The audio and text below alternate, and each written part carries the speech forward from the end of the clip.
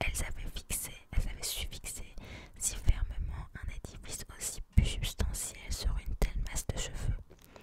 Elle remarqua avec intérêt le côté archaïque de l'uniforme de John Carpenter. Presque toutes les écoles avaient aujourd'hui remplacé les anciennes coiffes à longs pans pour le modèle américain, beaucoup plus petit, plus facile à porter, plus économique à l'achat et d'entretien.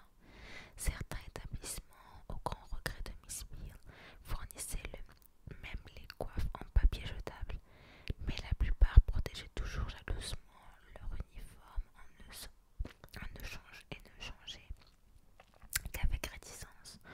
John Carpenter était visiblement très attaché aux traditions. Même les robes étaient légèrement démodées. Les bras dodus des jumelles, parsemés de taches de rousseur, saillés de manches en guingamp rose à carreaux tout à fait semblables à celles que Miss Peel avait connues toutes de son temps. La longueur des jupes ne faisait aucune concession à la mode. Les deux filles étaient solidement chaussées de souliers noirs lacés à talons blancs. Miss Peel jeta un rapide coup d'œil sur le reste de la classe, remarqua une élève à lunettes avec un visage calme et innocent. Ce devait être une infirmière parfaite en sa lit, se dit-elle. À côté était assise une fille brune, trop maquillée, à l'air maussade, qui affichait un air de désintérêt total. Miss Peel la trouva plutôt commune. Elle affectionnait ce genre d'adjectifs démodés, ce qui ne manquait pas d'embarrasser parfois ses supérieurs, et en usant sans vergogne tout en sachant très précisément le sens qu'elle leur accordait. Sa sentence à bonne directrice, bonne élève, signifie que ces dernières devaient appartenir à de respectables familles de la classe moyenne, avoir suivi leur étude au lycée, s'habiller aux genoux ou plus bas, et être conscientes des privilèges et des responsabilités attachées à leur condition d'élève infirmière. La dernière étudiante, une jolie blonde, arborait un minois effronté et moderne surmonté d'une longue frange. C'était un visage assez séduisant pour figurer sur une affiche de recrutement, mais bizarrement, ce n'est surtout pas elle que Miss Peel aurait choisie. Elle était en train de se demander pourquoi lorsque Miss Takers termina son exposé. Bien, dit Miss Cherry, nous sommes donc confrontés au problème du malade qui vient de subir une intervention chirurgicale, déjà sérieusement sous-alimenté et incapable de se nourrir par la bouche. Qu'est-ce que cela signifie? Oui, mademoiselle, je vous écoute. Alimentation par son gastrique rectal, citait la fille brune à l'air maussade qui venait de répondre. Sa voix réprimant soigneusement toute nuance d'enthousiasme, voire de simple intérêt. Une petite personne antipathique, sans jamais spire. Un murmure parcourut la classe et Miss Turing leva un sourcil interrogateur. Non, mademoiselle, pas rectal. Corrigea l'élève à lunettes. Ce serait insuffisant, sonde gastrique par la bouche ou le nez. Oui, c'est exact ce que le chirurgien a prescrit. Oui, c'est exactement ce que le chirurgien a prescrit à Mrs. Stokes. Vous pouvez y aller, mademoiselle, poursuivit-elle en se tournant vers les jumelles, et dites bien ce que vous faites à chaque étape de votre intervention.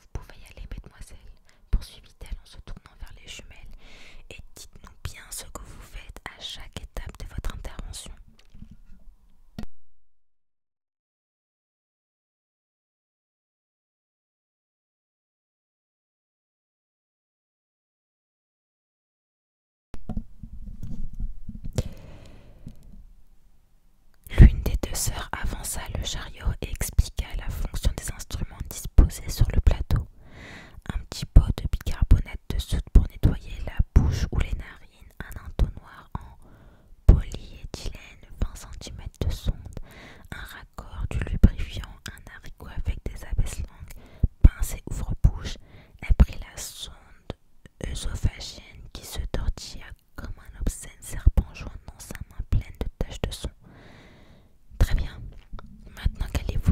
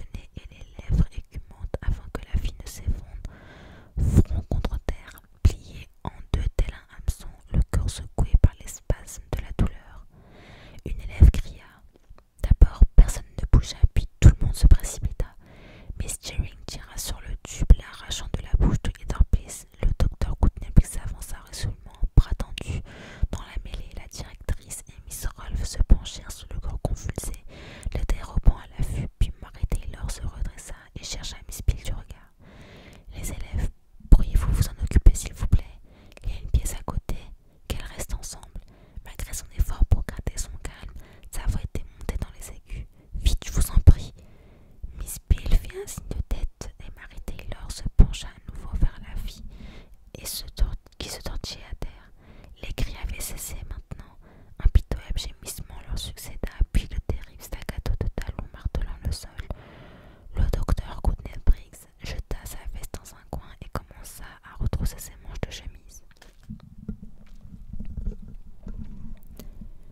En marmonnant quelques vagues paroles de réconfort, Miss Peel fit traverser le hall au petit groupe d'élèves. L'une d'elles, elle ne savait pas exactement laquelle, demanda d'une voix stridente: Qu'il lui est arrivé? Qu'est-ce qu'il s'est passé? Mais personne ne lui répondit.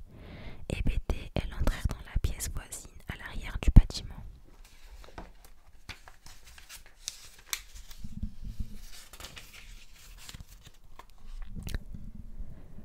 Fort bizarre, celle-ci avait dû faire autrefois partie du grand salon original très haut de plafond, mais serait maintenant de bureau à la monitrice principale.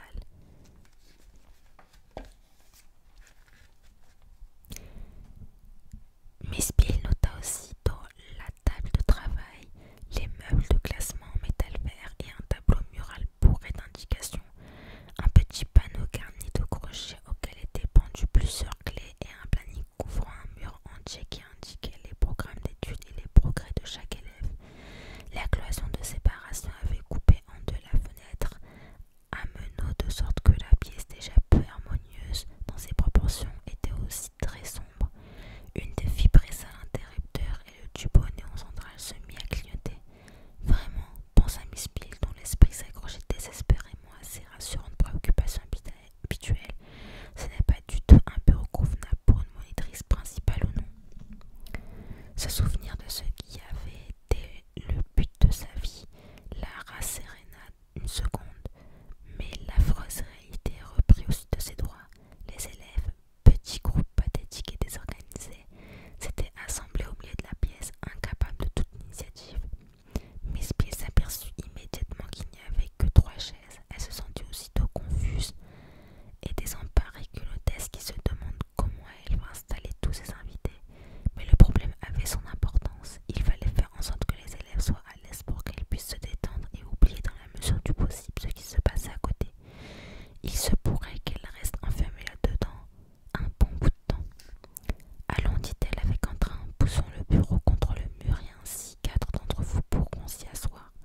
Je prendrai la chaise de Miss Rolfe et il ne reste les 2 fauteuils. Au moins, cela nous leur donnait quelque chose à faire. Miss Peel remarqua que la fille blonde et mince tremblait de tout son corps. Elle la guida vers l'un des fauteuils tandis que la brune à l'air maussade s'empressait de prendre l'autre. Elle ne perd pas le nord, pensa Miss Peel. Elle s'occupa ensuite de déplacer le bureau avec les autres élèves. Si seulement elle avait pu en envoyer une faire du thé, tout en approuvant intellectuellement les méthodes plus modernes de lutte contre le traumatisme psychique, Miss Peel continuait à croire aux vertus d'une bonne tasse de thé bien fort. Mais il ne fallait pas y songer, impossible d'aller le personnel des cuisines. Eh bien, je propose que nous nous présentions, suggéra-t-elle d'une voix encourageante. Je m'appelle Muriel Peel.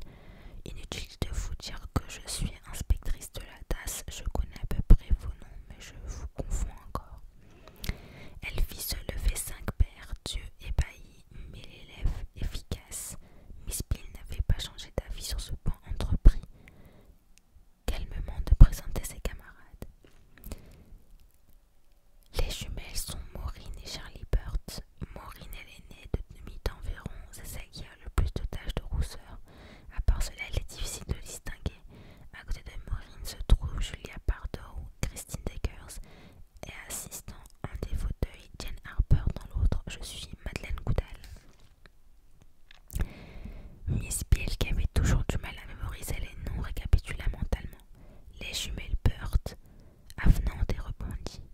Leur nom serait facile à retenir, bien qu'elle doutât de pouvoir jamais faire la différence entre l'une et l'autre.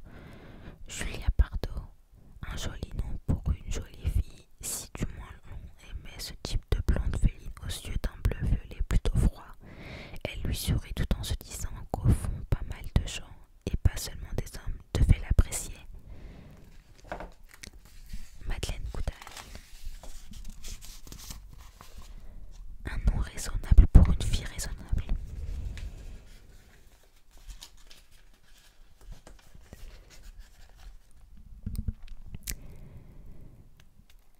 Elle s'en souviendrait sans mal. Christine Deckers, celle-là n'allait pas bien du tout.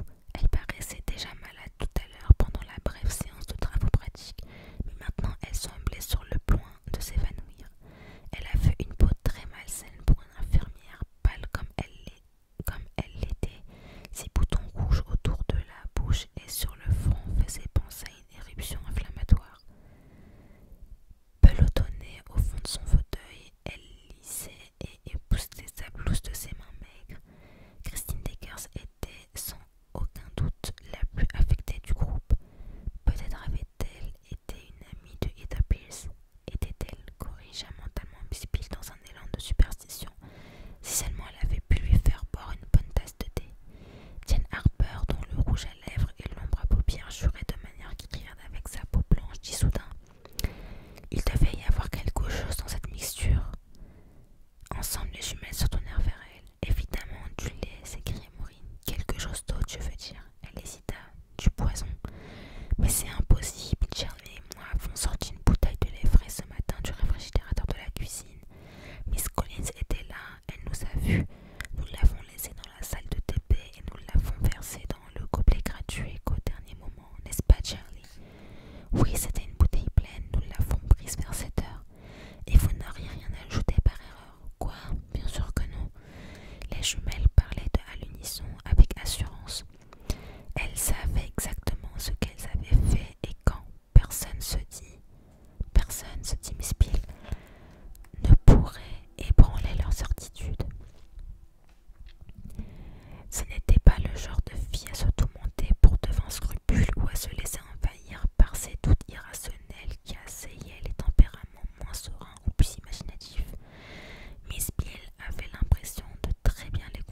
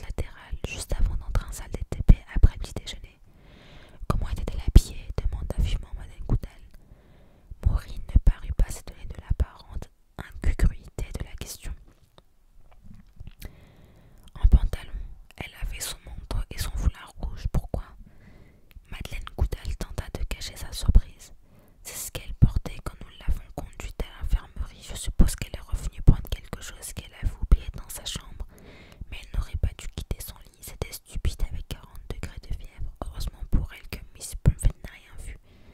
Bizarre, non, lança Julia Bardot malicieusement. Personne ne répliqua. Bizarre en effet, pensa Miss Peel. Elle se souvient du long trajet humide qu'elle avait fait depuis l'hôpital jusqu'à l'école de Nightingale.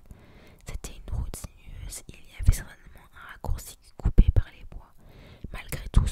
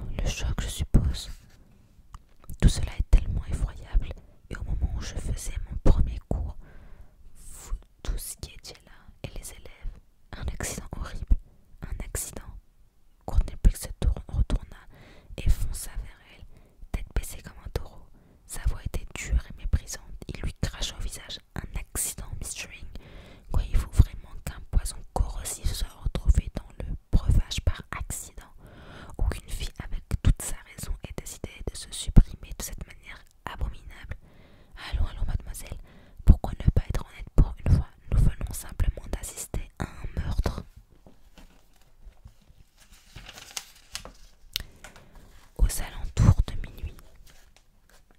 Chapitre 2.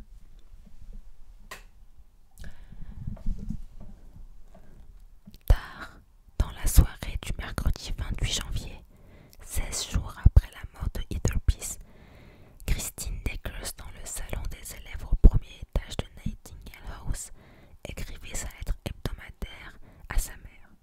D'ordinaire, elle réussissait toujours à la terminer pour qu'elle parte à la dernière levée le mercredi